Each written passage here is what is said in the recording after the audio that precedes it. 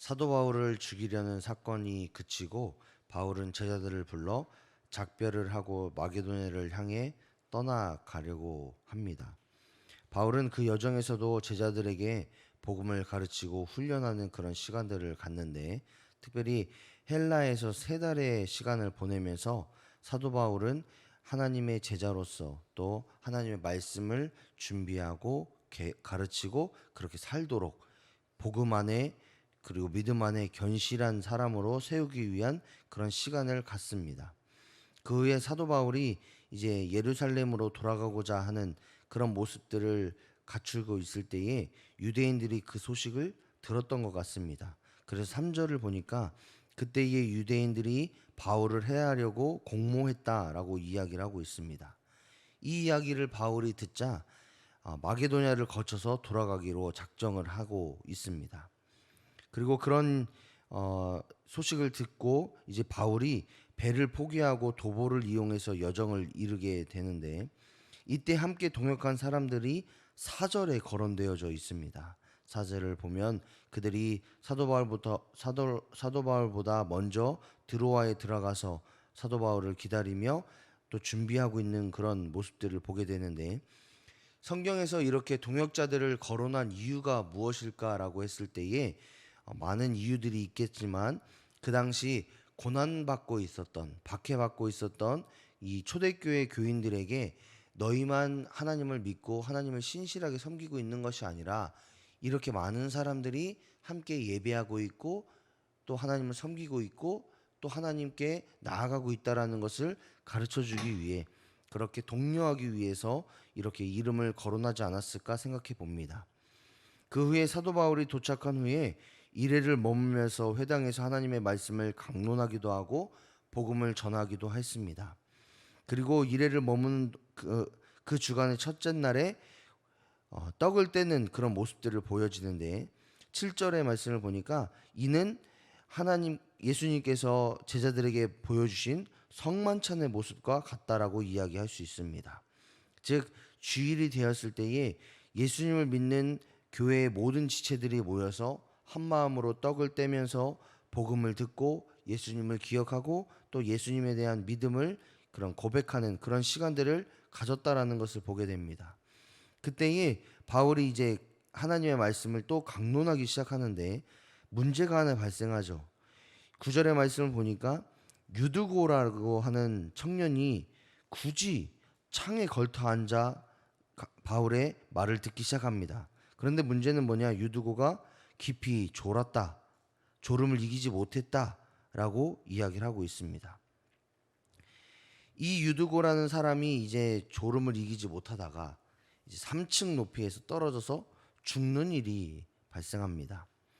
9절의 마지막 쪽을 보니까 이미 유두고의 상태가 죽었다라는 것을 보게 되는데, 사도 바울은 이 유두고에게 내려가서 그의 몸에 엎드려서 그의 몸을 안고 말하되 떠들지 말라, 생명이 그에게 있다, 즉 죽지 않았다, 이렇게 선포를 합니다.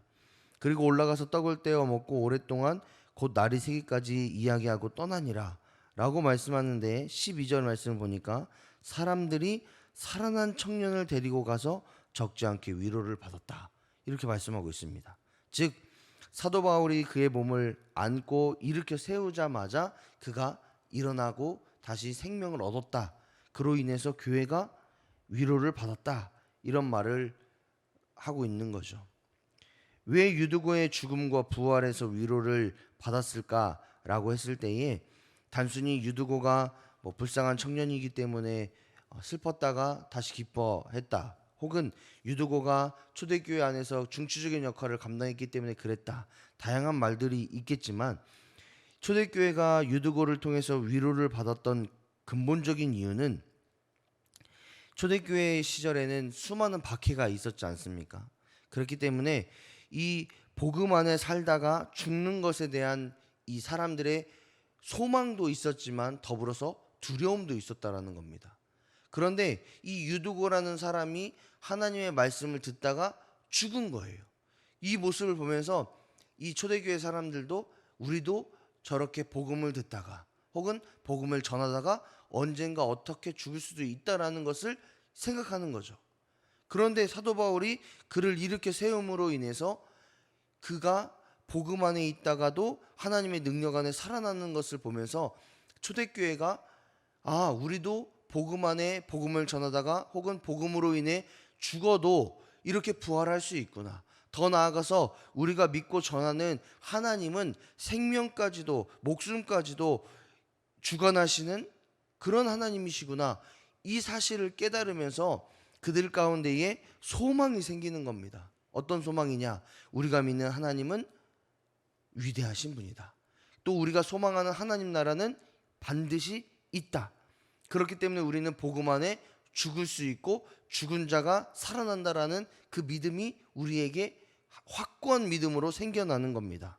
그를 통해서 이로 인해서 초대교회가 담대해질 수 있다라는 것이죠.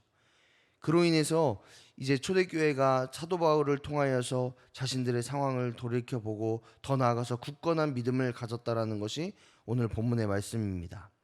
그렇다면 이 본문의 말씀을 통해서 우리는 두 가지 사실을 깨달을 수 있는데, 첫째는 우리는 어느 곳에 있든지 하나님 나라 사명자로 살아야 된다라는 것을 깨닫게 됩니다. 사도 바울의 모든 삶의 여정을 보면 하나님께서 인도하시는 대로, 하나님께서 원하시는 대로 또 하나님 나라의 사명자로서의 삶을 살아가고 있다는 것을 보게 됩니다.